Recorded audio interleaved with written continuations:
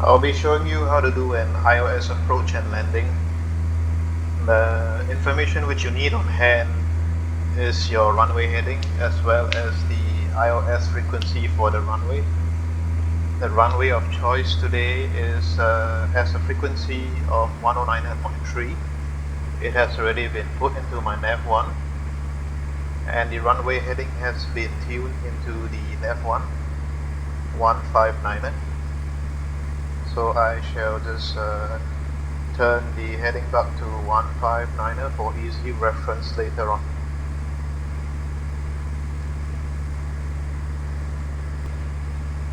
So how you work an ILS is to turn to intercept the localizer, which is this needle over here. Keep it on the center, which indicates that you are lined up for the runway. And this needle here is your glide slope. So the moment it starts moving, we should only capture the glide slope when it touches this center line.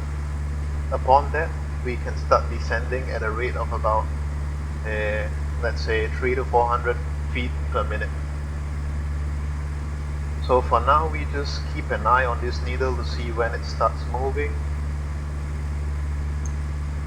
and when it starts moving we can begin our turn towards the runway heading, and hopefully we capture it on the center.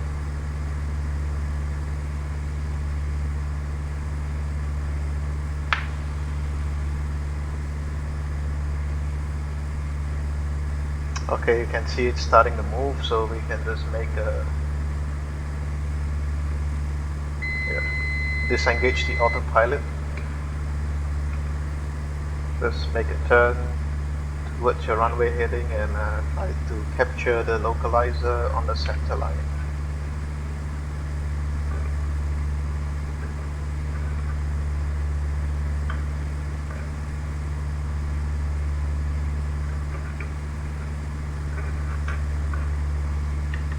So you can see the runway is up ahead.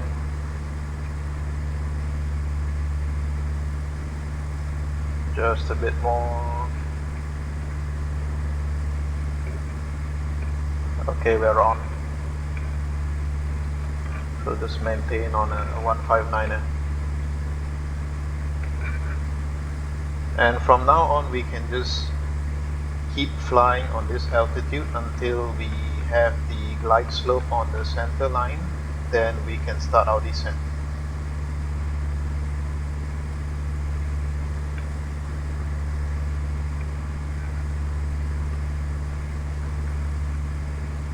You can already see the glide slope needle moving.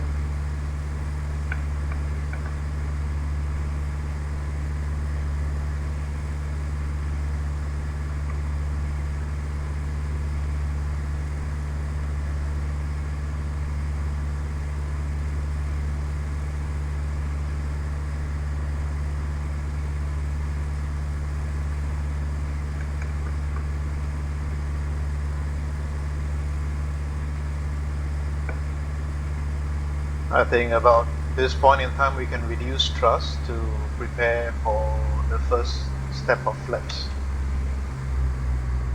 So just wait for the airspeed to wash out into the white arc area before we drop the flaps 10.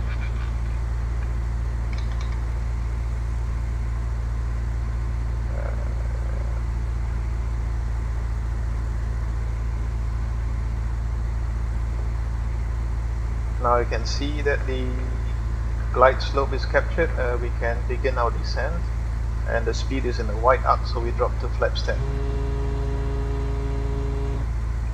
When you have your flaps deployed, you can throw in some thrust to compensate for the drag created by the flaps. So these needles, for simplicity's sake, they tell you where you should be heading.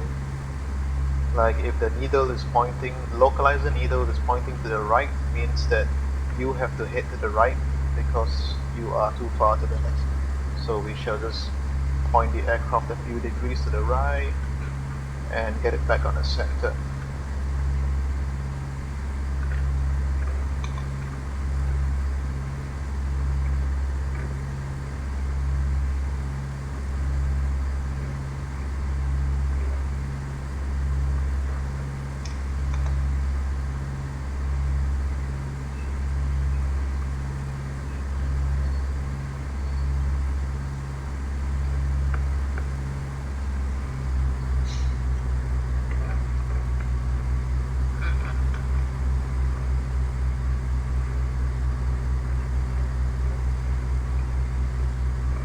So the thing about landings is that you should try to maintain a constant pitch attitude and only control your thrust to control your rate of descent. So to descend faster, you can reduce the thrust or increase it. At about this point in time, we can also drop our flaps to flaps 20.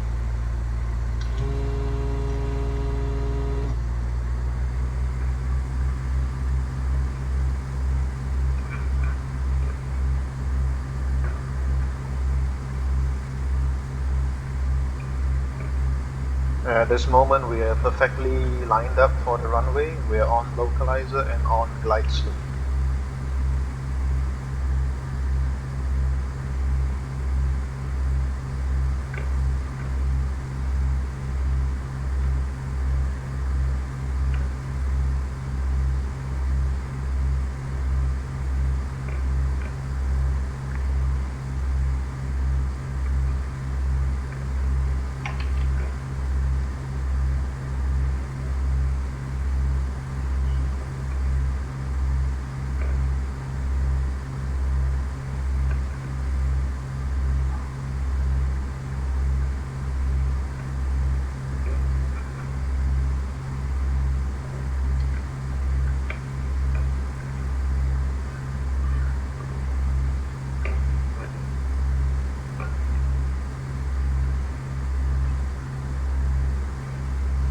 So given the current settings, you can see that we are slightly below the glide slope, and as I mentioned earlier, do not play with your pitch, but you use your power to control your rate of descent. So we just throw in some power and hopefully we can be back on the glide path.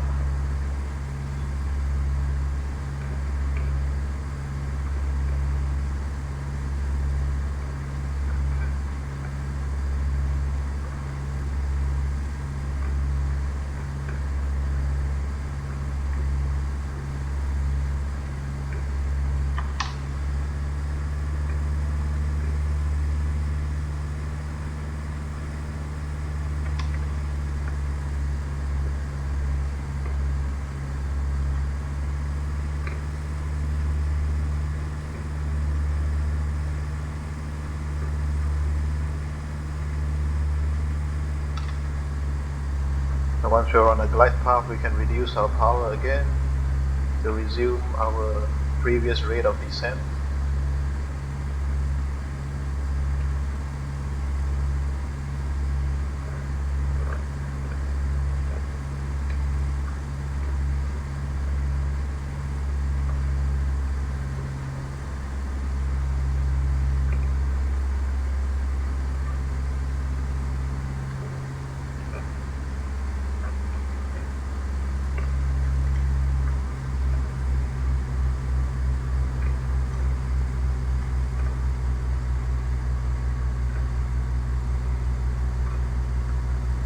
So it's not always the case that your heading will always coincide with the runway heading, because there could be other factors like wind.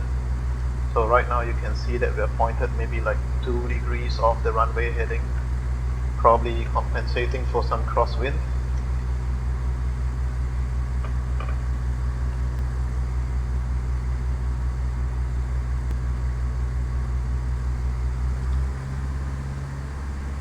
Now we're below the glide path, so we can put in some power, just hold it there.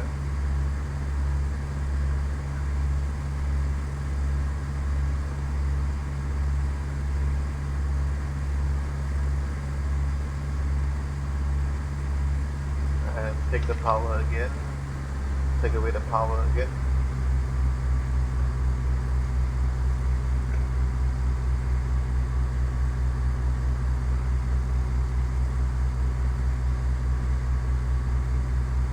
So as with all landings, we aim to cross the threshold at 50 feet from the ground, and also at the same time reduce your throttles to idle and flare the aircraft for a smooth touchdown. And crossing the threshold, so Throttle off and flare. Touchdown. ILS approach and landing complete.